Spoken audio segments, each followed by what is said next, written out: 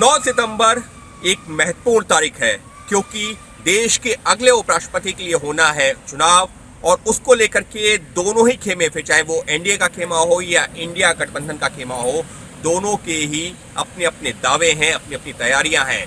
कोशिश तो सेंधमारी की भी की गई है। कोशिश दोनों ही खेमों की ये है कि जो विपक्षी दल है उसके कुछ सांसद हमारे पक्ष में मतदान करें।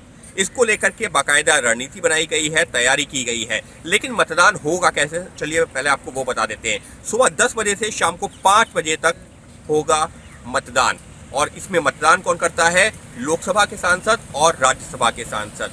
शाम को 6 बजे से मतगणना होगी और उम्मीद की जा रही है 8-9 बजे तक तस्वीर साफ हो जाएगी। लेकिन ये जब सांसद मतदान करने आएंगे तो वो मतदान करेंगे कैसे?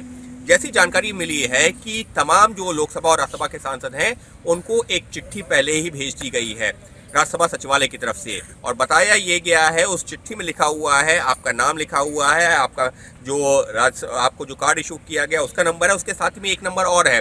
वो नंबर कौन सा है? वो नंबर जैसा वोटर लिस्ट में जब हम और आप वोट करने जाते हैं अपने जो उम्मीदवारों के, जब लोकसभा का चुनाव होता है या जब विधानसभा का चुनाव होता है, तो जो वोटर लिस्ट में आपका नाम एक कड़ी में होता है, तो किस संख्या पे वो है, जैसी हमको जानकारी मिली है उस चिट्ठी में इसी संख्या का जिक्र कर दिया गया। तो उदाहरण के तौर पर अगर एक जो है सांसद हैं, उदाहरण के तौर पर मान लीजिए कि बीजेपी के सांसद हैं, उनका नाम है, कोई भी एक नाम है, उनका नाम उस लिस्ट में कहाँ पर है वो उनको पहले ही जानकारी दी गई है और इसी वजह से जब वो मतदान करने आएंगे तो लिस्ट में नाम ढूंढना नहीं पड़ेगा, सिर्फ नंबर देख करके पता चल जाएगा कि वो नाम कहाँ पर है और वो अपने मत का इस्तेमाल कर सकेंगे। इससे वक्त की बचत होगी।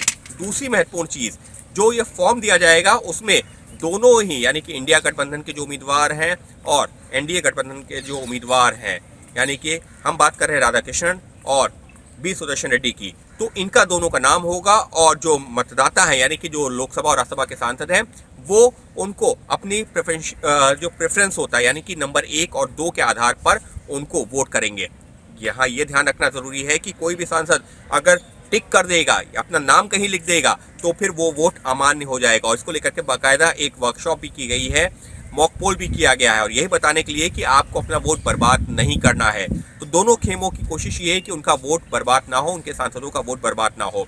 तो ऐसे में जब वो सांसद नंबर 1 या 2 लिखने जाएंगे तो वो पेन अपनी जेब में लेके नहीं जाएंगे, घर से लेकर नहीं आएंगे, बल्कि वो पेन भी उनको मुहैया कराया जाएगा। यहीं पर जो राज्यसभा सचिवालय है जो इस चुनाव का आयोजन कर रहा है, देखरेख कर रहा है, वही वो पेन मुहैया कराएगा। उसी पेन से नंबरिंग 1 और 2 लिखना है और उसके बाद में आपको पेन वहीं छोड़ करके जाना है।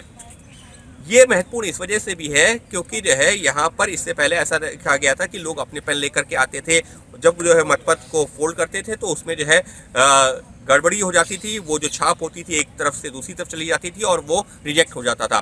तो उसको जो दूर करने के लिए ये तरीका अपनाया गया है। इसके साथ ही में अब एक रणनीति पर काम ये हुआ है दोनों ही खेमों से, वो ये है कि अब वैसे तो आपके पास जो है विकल्प है कि नंबर 1 जो आपका जो है पहला उम्मीदवार है और दूसरा उम्मीदवार का क्योंकि नाम वहाँ पर है तो नंबर 2 उसको दे सकते हैं, लेकिन तय लगभग ये किया गया है कि नंबर 2 किसी को देना ही नहीं है।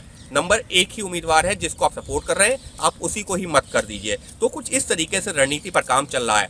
लेकिन अब तक जो आंकड़े सामने आए हैं वो क्या कहते हैं? वो ये कह रहे हैं कि इंडिया गठबंधन के पास 324, जी हाँ 324 सांसदों का समर्थन है और चाहिए कितना? 391 का, यानी कि जो बहुमत है उससे काफ़ी पीछे। वहीं अगर हम एनडीए गठबंधन की बात करते हैं तो उनके पास 427 सांसदों का समर्थन है, जबकि जो 1-2 दल ऐसे ज़रूर हैं जिन्होंने कह दिया है कि हम इस वोटिंग प्रक्रिया में हिस्सा नहीं लेंगे, जिसमें जो बीजू जनता दल है उसके सांसद हैं, बीआरएस के सांसद हैं। ये लोग वो सांसद हैं जो इस प्रक्रिया में हिस्सा ही नहीं लेंगे, जिसकी वजह से हाउस का नंबर कम हो जाएगा और जो मेजॉरिटी मार्क है जो 391 का है वो भी कम हो जाएगा। लेकिन कुल मिलाकर के इस रेस में जो एनडीए के उम्मीदवार हैं वो काफ़ी आगे ज़रूर नज़र आ रहे हैं, लेकिन इंडिया गठबंधन की भी कोशिश ये है कि हम एक चुनौती दे सकें और इसी वजह से अपने उम्मीदवार को लेकर के आए हैं इस मैदान में। मुकाबला दिलचस्प है, क्या होगी सेंधमारी, कौन किसकी तरफ करेगा मतदान, ये तमाम तस्वीर सामने आएगी जब एक बार नतीजे सामने आएंगे। लेकिन इन नतीजों के बाद देश को मिल जाएगा देश का अगला उपराष्ट्रपति।